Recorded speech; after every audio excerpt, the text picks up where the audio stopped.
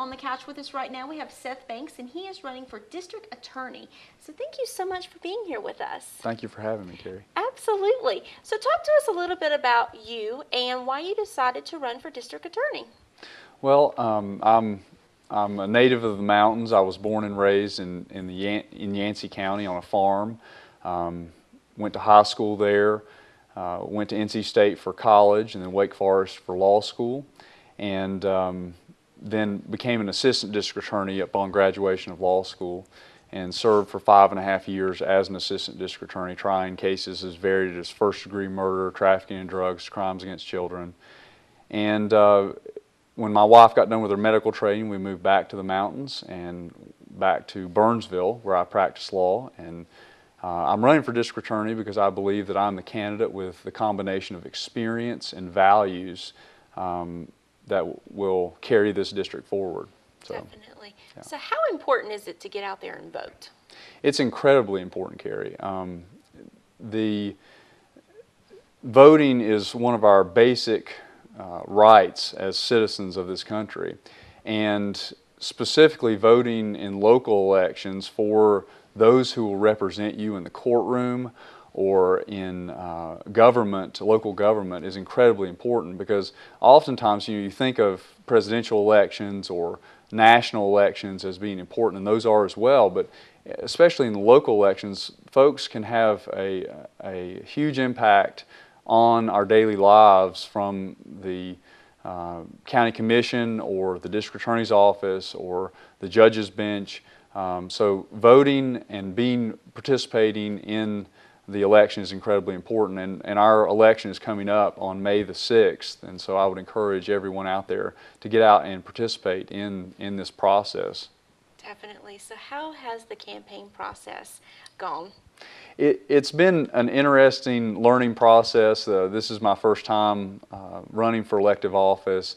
I certainly have been an observer of elections my entire life, but I've really enjoyed getting out and meeting folks. You know, I've served as a prosecutor for 5.5 years, and during that time, you see a lot of folks coming through your courtrooms, and a lot of times they've done things that they shouldn't have done. And so it's good to get out in the community and meet good, hardworking folks that are interested in what is happening in their community and are interested in seeing the right thing done in local elections as well as state and national elections. So I've enjoyed that aspect of the process. Great. So if you win district attorney, what are some of your goals?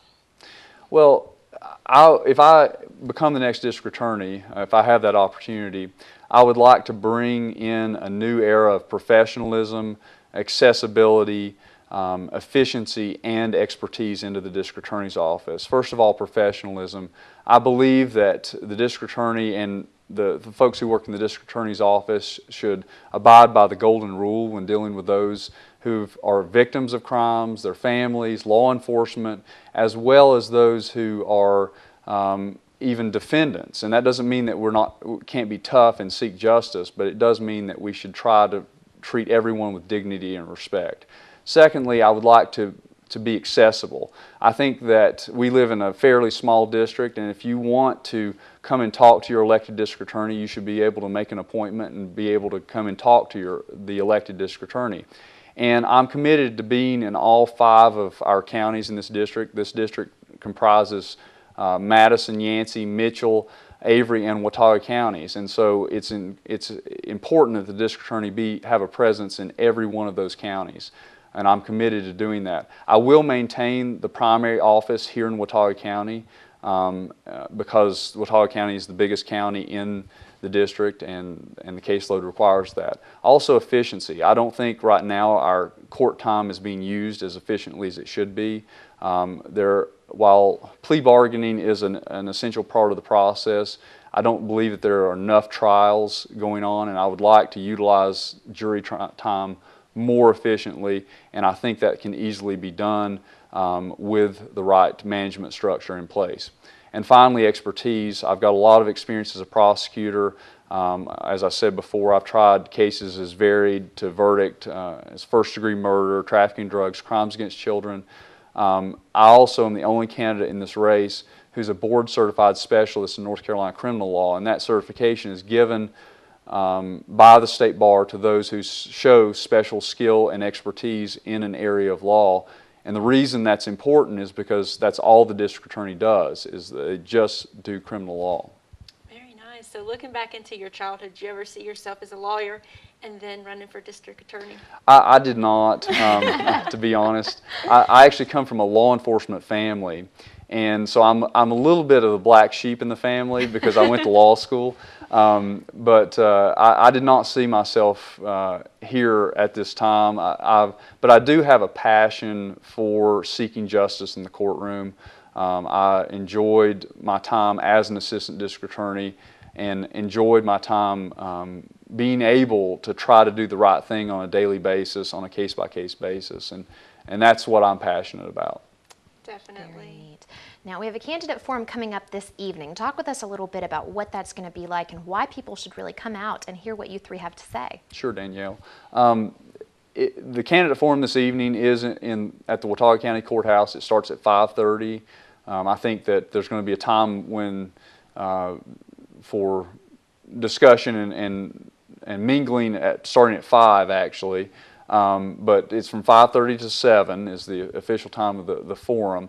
And it's going to be just a good time to come out and listen to what the various candidates for district attorney have to say, to talk to them about and ask questions of them about what their views are on various issues, whether they be law enforcement, victims' rights issues. I think that it's going to be a great discussion. So I would encourage everyone to come out. And I can't echo enough that folks need to understand, who they're voting for, Mm-hmm. and this is a great opportunity to have some insight into who you're voting for. And so, yes, and the primary is coming up. It is very close. Early voting is going on right now, and it's going on through May 3rd, and then the actual primary date is Tuesday, May the 6th. So we're less than a week out. Absolutely. All right, so it's coming up. Mm-hmm. Now, you are all three affiliated with the same party, correct? How does that kind of impact this race and make it a little bit different? Well, it changes things up a little bit. There most likely at this point there will not be a challenger to whoever gets the Republican nomination will be on the ballot alone, most likely in the fall. And so this is the election. The primary is the election. And so that changes things a lot. We're definitely, I think all three of us are focused on the May 6th date at this point, and then we'll see what happens after that. Definitely. So. Right. Now, is there one thing that has maybe surprised you about the campaign process, or that has been something you've really enjoyed or not enjoyed? Well, the thing that has been really surprising, and I think I alluded to it earlier, is just how many good folks we have here in the 24th Judicial District, in every county. And there's a shared work ethic, a shared set of values, a shared set of principles that is just really refreshing to me. I grew up with those principles, and in my community, growing up on the farm it's been in my family for generations, and just to go throughout, from Marshall to Boone, and meet folks that are just genuine and are out there to try to serve their community and support their family. That's been really refreshing for me.